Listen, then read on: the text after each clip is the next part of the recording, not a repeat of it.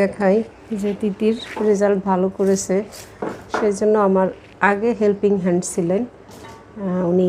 তিতিরকে একদম ছোটোবেলা, মানে তিতিরের যখন 2 মাস বয়স, তখন আমার বাসায় আমার কাজে সাহায্য করার জন্য এসেছিলেন। তো এখন আমি বাসা চেঞ্জ করার কারণে উনি আর এখন আমাদের বাসায় আসেন না, কিন্তু ওনার ভালোবাসাটা কিন্তু কমেনি। এবং তিতিরকে সেই 2 মাস থেকে বড় করছে, বৃত্তি পরীক্ষা দিয়েছে, সেই দিন পর্যন্ত সে আমার বাসায় আমার কাজে সহযোগিতা করছে। তো তিতিরের রেজাল্ট শুনে তিতিরকে দেখতে আসছে।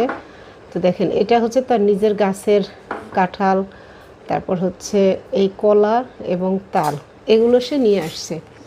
এখন সুস্থ জীবনযাপন করলে দেখেন যেটা সুবিধা, এরকম ভালো জিনিসই মানুষ দিবে বা নিয়ে আসবে। আর যদি এটা না হতো তাহলে আমার বাসায় কী নিয়ে আসতো? তিতির যদি চিপস চকলেট সেগুলো খেত, তাহলে সেগুলোই কিনে নিয়ে আসতো।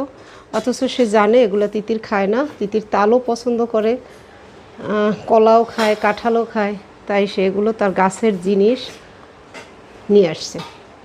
তো সেই জন্য সবাইকে বলবো, অনেকে বলে যে কি খাবো বা কিভাবে, মানে মানুষ কি মনে করবে, কি নিয়ে যাব। আমিও যেমন মানুষের বাসায় এরকম জিনিস নিয়ে যাই, যারা আমার বাসায় আসে তারাও কিন্তু এরকম প্রাকৃতিক জিনিসগুলোই নিয়ে আসে।